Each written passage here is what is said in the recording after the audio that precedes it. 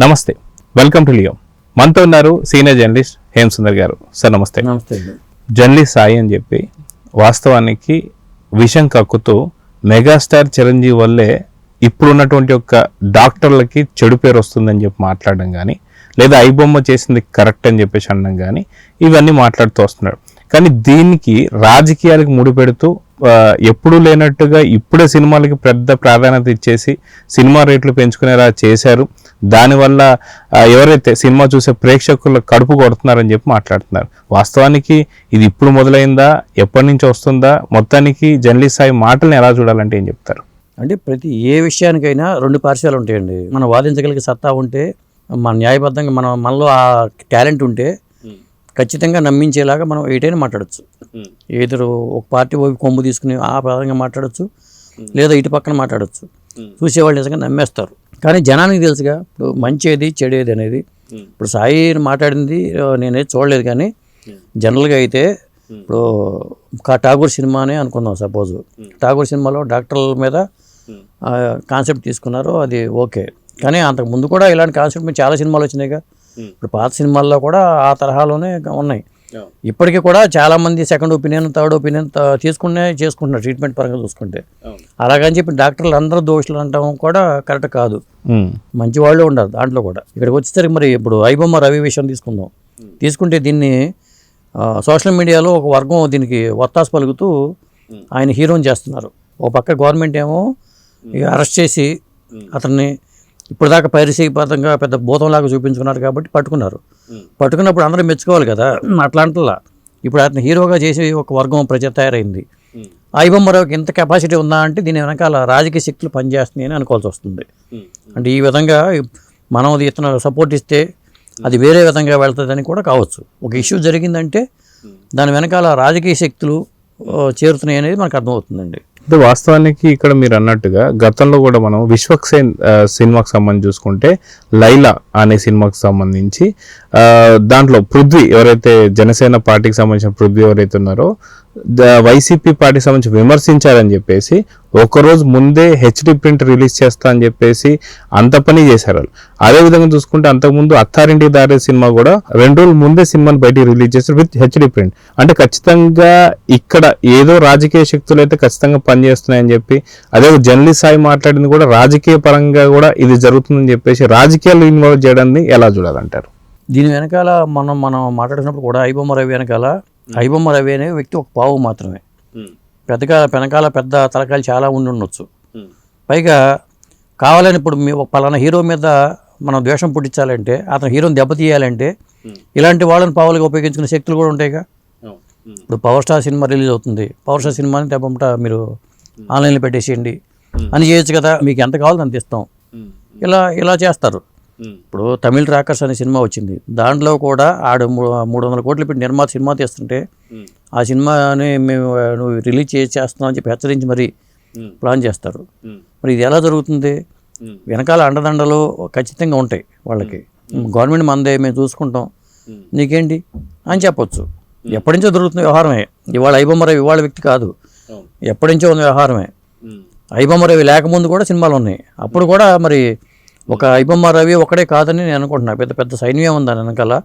దానికి ఒక పెద్ద మాస్టర్, రింగ్ మాస్టర్కి అయితే ఒక ఆయన ఉంటాడు. ఇప్పుడు ఆ రింగ్ మాస్టర్ పార్టీల పరంగానే ఉన్నారా అనిపిస్తుంది ఇప్పుడు చూస్తుంటే. పార్టీల పరంగా కూడా ఆ నెట్వర్క్ని ఏర్పాటు చేసుకునే అవకాశాలు కూడా ఉన్నాయనిపిస్తుంది. ఇప్పుడు పలానా హీరోని దెబ్బ కొట్టాలన్నా, లేకపోతే పలానా వాళ్ళని దెబ్బ కొట్టాలన్నా మన చేతిలో కూడా ఇలాంటి వాళ్ళు ఉంటేనే బెటర్ అనే ఉద్దేశం కూడా కావచ్చు. అదే మనం చూసుకుంటే వాస్తవానికి ఇప్పుడు ఏదైతే జర్నలిస్ట్ సాయి మాట్లాడిన మాటల్లో కూడా మోసగాడిలాగా మనకి ఇప్పుడు ఐబొమ్మ రవి కనిపిస్తున్నాడు. సో రవి చేసిన తప్పే ఉంది. సో జనాల్ని హీరోలు దోచుకుంటున్నారు, అది హీరోల్ని ఇప్పుడు రవి దోచుకుంటున్నాడని చెప్పేసి అంటున్నారు. జనాల్ని హీరో దోచుకోవడం అంటే ఖచ్చితంగా సినిమాకు పట్టి సింగిల్ థియేటర్స్ ఉన్నాయి, మల్టీప్లెక్స్ ఉన్నాయి, ఇంకా చాలా పాత థియేటర్స్ ఉన్నాయి. ఎవరి వీళ్ళకి తగ్గట్టు వాళ్ళు సినిమాలు చూసుకుంటూ వస్తున్నారు. కానీ ఆప్షన్ ఇవ్వకుండా సినిమా కూడా వారానికి ఒకటే రిలీజ్ చేస్తూ మాకు వేరే సినిమాలు కూడా చూపిస్తలేదని చెప్పేసి ఆరోపణలు చేస్తారు. నిజంగా వారంలో అసలు ఎన్ని సినిమాలు రిలీజ్ అవుతాయి? చిన్న సినిమాలు రిలీజ్ అవడానికి అవకాశం లేకుండా వీళ్ళు పెత్తందారులా వీళ్ళు చేస్తున్నారని చెప్పేసి అన్న. ఎందుకని ఇప్పుడే సినిమాల పైన ఇంత మాట్లాడుతున్నారు జర్నలిస్ట్ అంటే ఏమంటారు? అంటే అసలు సినిమా థియేటర్లు వాడు ఈగలు తోలుకుంటున్నారండి సినిమాలు లేక.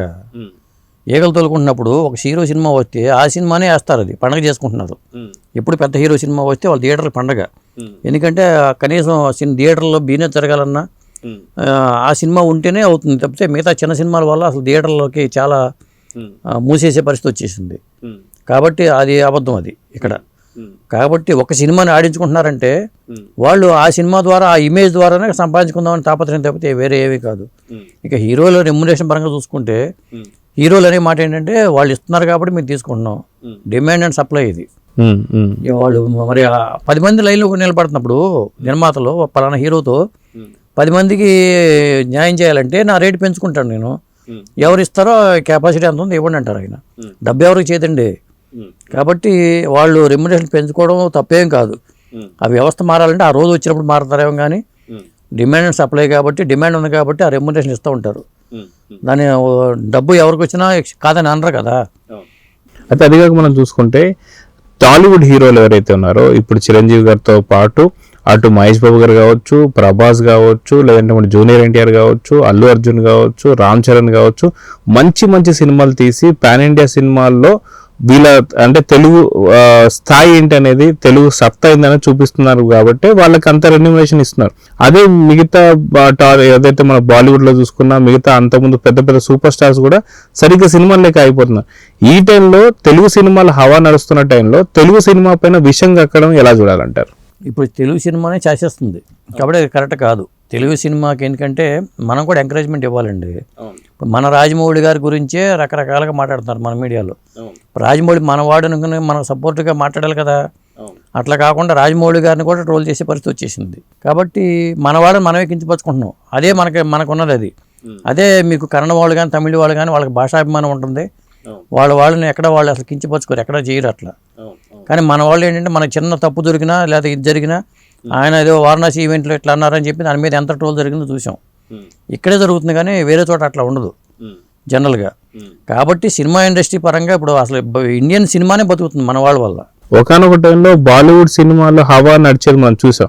అప్పుడు ఎవరు కూడా దాని మీద విమర్శించలేదు. బాలీవుడ్ సంబంధించి కనీసం తెలుగు సినిమాల పైన బాహుబలి లాంటి సినిమా కావచ్చు, RRR సినిమా కావచ్చు, ఇలాంటి వాటిపైన కూడా బాలీవుడ్ సంబంధించిన వాళ్ళు చాలా మంది ఎలుగుబంటితో పోల్చారు మన హీరోలను. కానీ అప్పుడు విమర్శించినటువంటి ఇలాంటి మేధావులు ఇప్పుడు తెలుగు సినిమా ఇండస్ట్రీ మీద పడుతున్నారు అంటే ఖచ్చితంగా వైసీపీ లేదు కాబట్టి దుష్ప్రచారం చేస్తున్నారని చెప్పి అనుకోవచ్చు అంటారు. అంటే ఇక్కడ వాళ్ళ వ్యక్తిగత అభిప్రాయం అండి. విమర్శలు చేయడం అనేది వాళ్ళ వ్యక్తిగత అభిప్రాయం. ఇప్పుడు మీరు అన్నట్టుగా అవకాశాల పరంగా చూసుకుంటే ఒకప్పుడు మన హీరోలకి బాలీవుడ్లోనూ తమిళనాడు రజనీకాంత్ గారు, కమల్ హాసన్ గారు బాలీవుడ్లో చేస్తే అది క్రేజ్గా ఫీల్ అయ్యేవాళ్ళు. అవకాశం ఎప్పుడు వస్తుందని చూసేవాళ్ళు. మన జయప్రద గారు లాంటి వాళ్ళు, శ్రీదేవి లాంటి వాళ్ళు అక్కడికి వెళ్ళిపోయి ఆ అవకాశాల కోసం తాపత్రయపడేవాళ్ళు. ఇవాళ ఆ పరిస్థితి లేదు. ఇవాళ ఆ పరిస్థితి లేదంటే మన డైరెక్టర్లో ఉన్న సత్తా, మన సందీప్ రెడ్డి వంగ గారు చేస్తున్నారు, సుకుమార్ చేస్తున్నారు, లేకపోతే రాజమౌళి గారు చేస్తున్నారు. వీళ్ళందరూ ఇప్పుడు అందరూ దృష్టి కూడా వీళ్ళ మీదే ఉంది కదా. ఇప్పుడు మరి వాళ్ళు వచ్చి ఇక్కడ వీళ్ళ చేతి సినిమాలు నటించే పరిస్థితి వచ్చింది. కాబట్టి మన వాళ్ళని మనం ఎప్పుడు వెనకేసుకు వెళ్ళాల్సిందే. మనం ఎంత ఇది ఉన్నా పార్టీల పరంగా మనకి ఏమన్నా అక్కసు ఉన్నా కానీ ఇక్కడ అది వ్యక్తం చేయకుండా ఉండడం మంచిదండి. సో చూద్దాం సార్, ఖచ్చితంగా ఏదైతే పార్టీని ఇన్వాల్వ్ చేస్తూ ఇలాంటి దొంగలకి సపోర్ట్ చేస్తున్నట్టు లేదా మోసగాళ్ళకి సపోర్ట్ చేస్తున్న వాళ్ళందరూ కూడా కొంత విఘ్నతతో మాట్లాడనైతే కోరుకుందాం. నమస్తే. నమస్తే అండి.